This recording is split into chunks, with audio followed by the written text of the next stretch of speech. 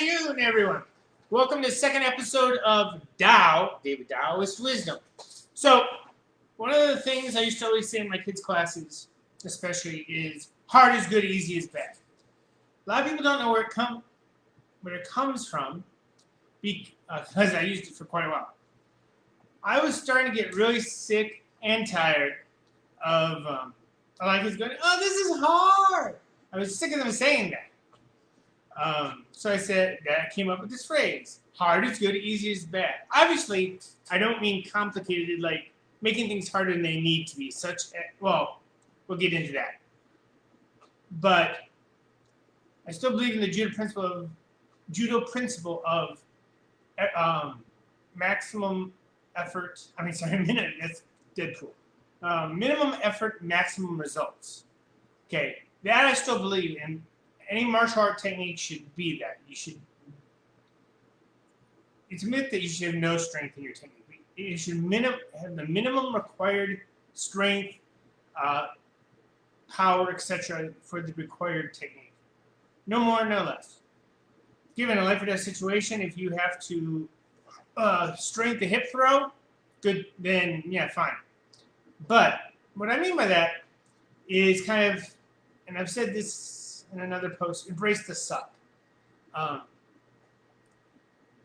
become more disciplined, all of us have to do things that suck. Even, like, I love running a martial arts school for the most part, but there's stuff that sucks. Dealing with the city government, permits, unhappy clients, problems with employees. Just on the pure teaching martial arts side, I am the phrase, it's hard. So, what I mean by, this is a good way to look at life, is hard is good, easy is bad. If it's easy, like taking the easy road, you're not going to learn as much from it. This goes for, like, if you're a natural athlete. A lot of them don't make great instructors or coaches for the fact that they didn't have to learn how to. For me, computers, especially jumping on new software or whatever, I'm a horrible instructor, which probably a lot of people are surprised at, because I'm if I may say so myself, a really good martial art instructor and coach, especially for kids. But if you want me to, like with my ex-wife being the test, if I have to explain how something on a computer works, I have, like, no patience. Because for me, it's like, it's obvious, it's right there. Now, martial arts didn't come easy to me. It was really difficult. I was not a naturally athletic person. I was probably quite the opposite, what they call a ectomorph, the skinny type. I may not look that way anymore, but I was really skinny, and bodybuilders would call skinny fat. Skin, bones, fat in between, no muscle. Okay, so, and not very coordinated. Part of that is also my parents didn't value.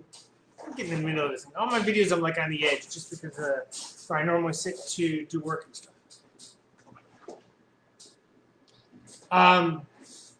They valued education, and I appreciate that. But even if you look at Socrates, said that you have to train the mind and train the body. They're actually connected. So being a good athlete just is helpful for being a good. Just let me. I gotta set this for a second. Sorry about this. Didn't realize this was going to go in.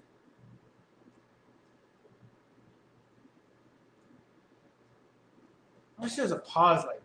Anyway, so.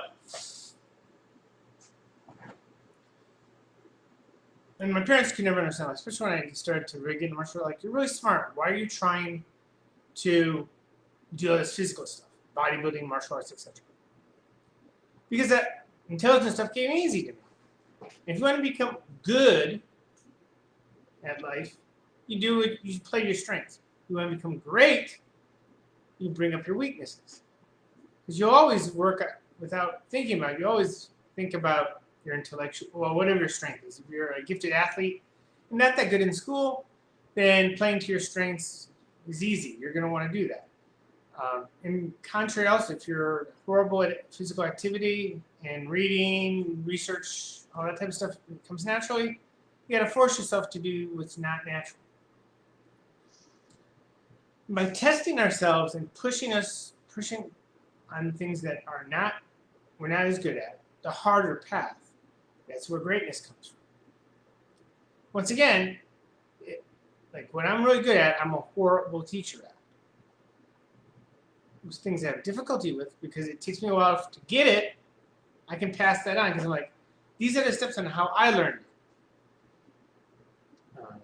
But like for, as I said, on a computer, I'd be like, the button's right there. They're like, right where? I'm like, right there. Like, hit that button, click down. Some, like other people, like for power, like on a round kick, just do it like this. But if you're not good at it, no, you need step your foot out, hip rotation over, hip rotation back. You can really break it down because it took me a while to figure it out. But not just on learning, but if you have an opportunity to make things harder, I'm not talking getting a job interview, things that like, I'm not trying to say you should make, like, instead of using a stove, I'm going to make a fire out back and cook. No, that's not, I mean, it could be interesting. You might learn a lot from that. And actually, I take that back. Thinking about it, if you did that without burning your house down or your yard down, you learn from it. But we only have 24 hours in a day, and 8 of those are sleeping. So you have to pick and choose what you're going to work on. But anything worth doing well is worth doing right.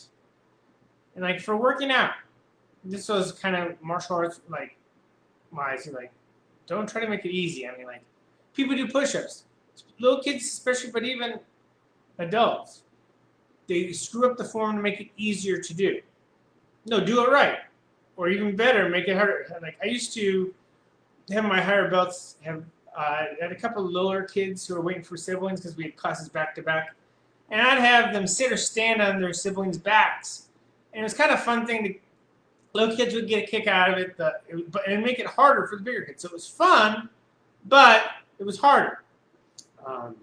I'd always try to think, and I'd try to get them to want to try to do the hard version. I'd say, okay, if you want, you can do the beginner version, hard version, or let's give me here the super animal style.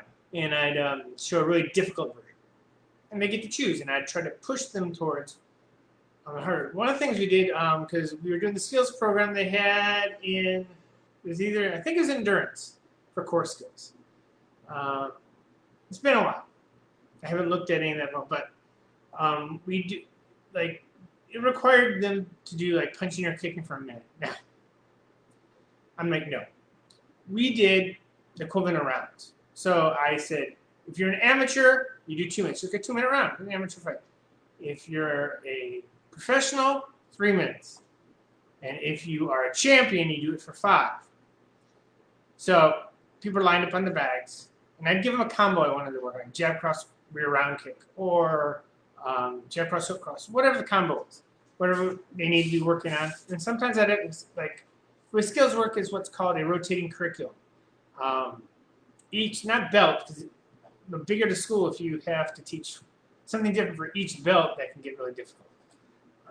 But for each, like beginner, intermediate, advanced, each are working on a separate thing. Because most things, like most combinations, beginner level, like for, I'm going to white belt, yellow belt, orange belt as an example. Like if I put a curriculum down my belt, you probably do jab cross for double jab for the beginner, and the orange belt like jab cross, and the yellow belt cross hook, right? None of those are, I mean, you could argue that the hook is harder, but in reality, they're not that much more difficult than the other. So it doesn't matter really what order you learn combo 1, combo 2, combo 3, or learn combo 3, 1, 2, or 2, 3, 1. By the time you get to intermediate level, you've learned everything. So that's the idea of a rotating curriculum. So I would have them do a combination based on their level. Most kids would choose champion.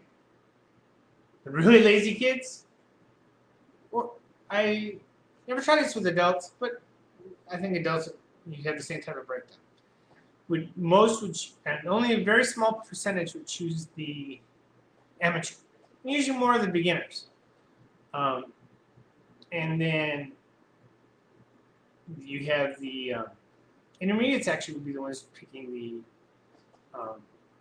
pro. Or the real gung-ho, the ones that were intermediate would pick champion as well. And then what I'd do at the end, I'd play the queen, we are the champion, because they're the last one standing. Because like everybody else is always standing down for like because they're either a minute shorter or 2 minutes shorter. So they were resting while the other ones were working. And I really played up. Now I never ever talked down to any kid who chose the other ones, but I really played up the positive reinforcement for those who chose the harder one. So as time went on, more and more would choose champion. I think I had a couple classes in my last year or so that were almost all, except for the brand new beginners, choose champion. That's fostering, doing harder. Hard is good. Making your workouts as hard as possible. Or learning the most as possible is better. Easy is bad because you don't learn as much. I also use the example for sparring. You don't want to, most people when they spar, especially children, want to spar the easy kid who's got 2 left feet and can't tie his own shoes and can't even put on Velcro gloves on. They want to fight him. But I always, no, fight somebody who's better than you. That's hard. You're going to get better. It kind of sucks in the moment because you're going to feel like you're getting beat up. But if you can hang and train with that person long enough, you will get better because your level will start coming closer to theirs. If you only spar people lower than you, then you could actually get worse. Or if not, at best case, you just stay where you are. So that's this week's thing. I'm trying to put that principle this week of hard is good, easy is bad. Put in comments below where you've done this in the past, made a workout harder, went up the more difficult trail in the hike, done the triathlete instead of the marathon, or if you are going to try this out and did try it out, tell me what you did.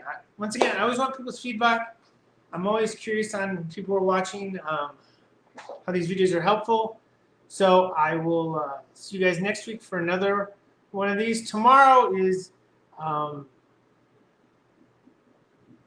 Thankful Thursday, where I'm going to show gratitude. I'm going to be giving props to people who've, or businesses or organizations that have helped me in the past, or who just I want to thank. So that's tomorrow. Have an awesome day. Remember, hard is good, easy is bad.